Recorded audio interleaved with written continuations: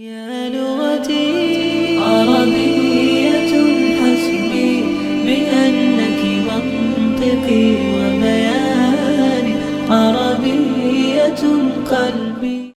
So guys, look, there's many narratives out there regarding Islam, many false narratives, and one of the things that's pushed these days is you have science on one side, which is this amazing method which is leading to so much progress and amazing discoveries, and you have Islam on the other side, which they say is regressive and backwards and anti-science and tells you not to engage in science and so on and so forth.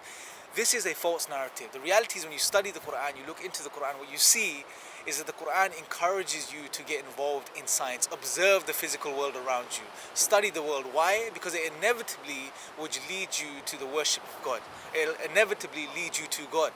And I really want to clarify this today by sharing two very powerful verses from the Quran, which are found in the 16th chapter, I believe, verses 78 and 79. God starts off by saying, He brought you forth from your mother's wombs, not knowing nothing. You knew nothing, right? No matter if you're the Einstein of the world today, you know nothing. Even he knew nothing when he was born, right? You come into this world with no knowledge. And then God says that He made for you, He gave you, He developed for you your senses. He says He gave you hearing and He gave you sight, alluding to the senses that we use to look at the world around us and understand and study the world around us. And then God says that He gave us hearts and minds. And the Arabic word used here encompasses all of the human faculties of reasoning. Our ability to reason and understand the world around us, our ability to use our rational faculties to attain truth and understand the world properly, right? And what's interesting is that God in this verse, so far He's pointed out two things. He has pointed us towards our senses, hearing and sight namely, and He's also pointing us towards, or is making us or reminding us of our rational faculties, our ability to reason and to understand the world around us. Now what's interesting is, not too long ago, obviously the Quran was revealed over 1400 years, but very recently in history you had the likes of Bertrand Russell, for example, an eminent philosopher of science, and he said that science is an attempt to discover by means of observation and reasoning based upon it particular facts about the world.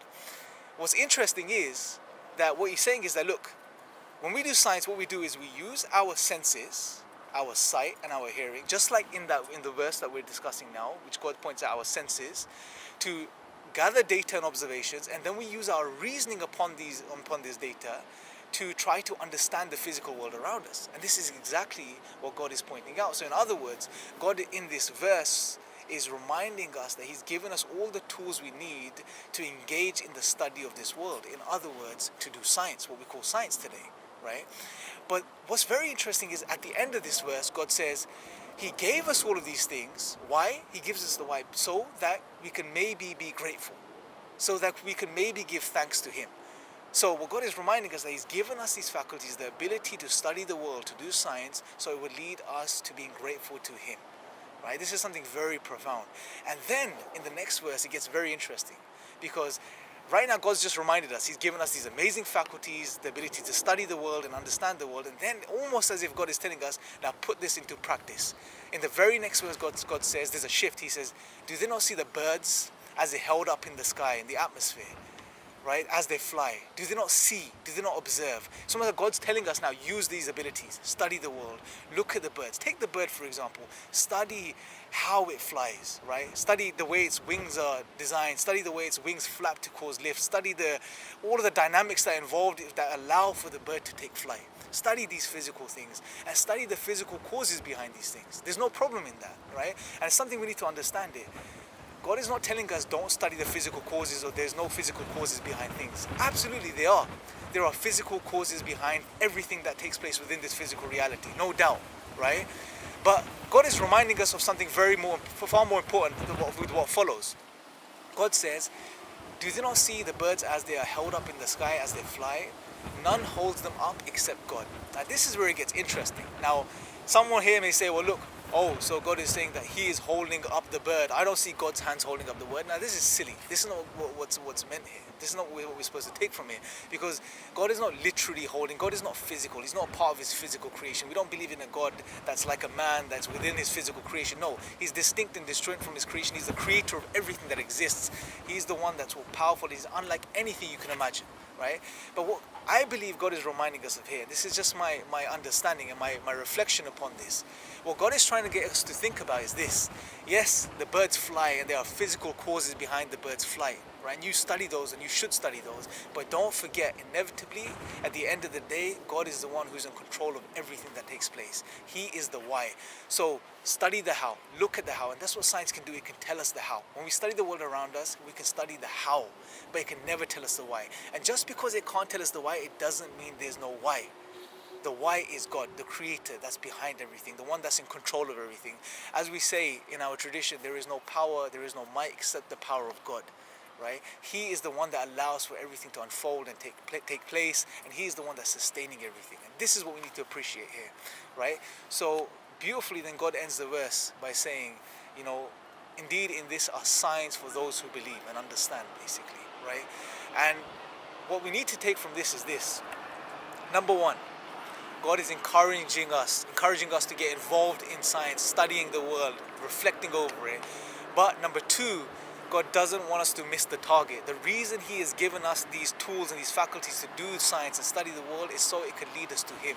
It could lead us to appreciating him, being grateful towards him, not to deny him or turn away from him, or to just study the how and then to remain on the how and say there's no why behind it, right? And if we really think about it, anyone sincere that thinks about the reality of the world and looks at the world and studies it, undoubtedly he will come to the conclusion that there has to be something behind it. There has to be.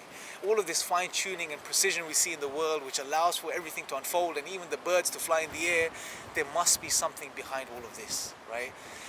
And I want to conclude in this point. What's profound to understand here is this.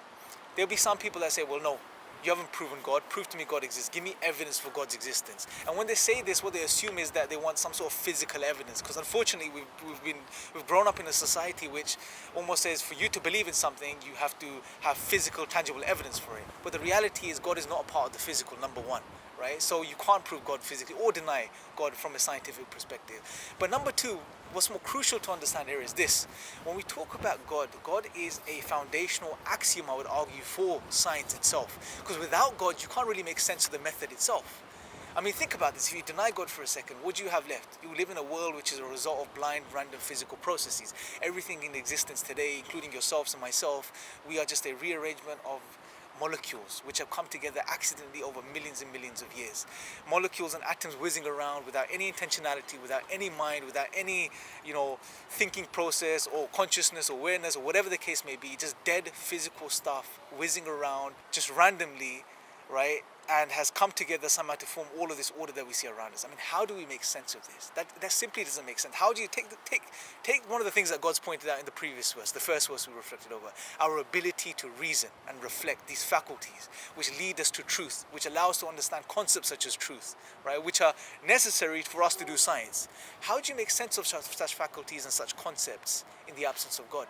You really can't. So what this shows is that God is almost a necessary prerequisite for us to make sense of the faculties that we use to engage in disciplines such as science. So in summary, the scientific method is a phenomenal method. We love the method, but as Muslims, what we do is we appreciate what it is. It's there, it's a tool which God has blessed us with so we can reflect over the world around us, understand the world around us, so inevitably it will lead us to be grateful to God, and gratitude is the basis for worshipping God. So in summary, I guess what I'm saying is this, that look, God has given us all of the tools and faculties necessary, as he points out in these verses, for us to engage in disciplines such as science, to study the world, to reflect over the world, so it would lead us to him, to his worship. It will lead us to understanding who our Creator is, so that we submit ourselves to him, and in doing so we fulfill our purpose, which is to worship him. So friends, whoever's watching this right now, look, I really encourage you to pick up the Quran for yourself, study it for yourself, look into it for yourself, look past the media hype and all of these false narratives that are out there, and I guarantee you will see something that you just never thought would be true about Islam. Thank you guys for watching. Until next time, may the peace and blessings of God be upon you all.